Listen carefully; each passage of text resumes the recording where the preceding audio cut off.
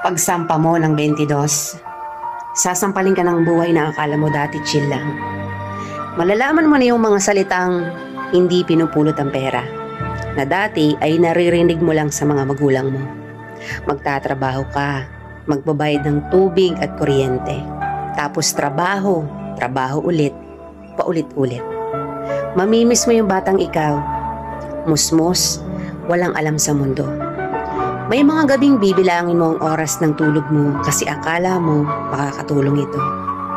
Gigising ka para kumayod, umanap ng pera. Perang akala mo sapat na. Pero dahil salat ka, wala kang magagawa kung hindi tanggapin ang katotohanang ganito ang buhay.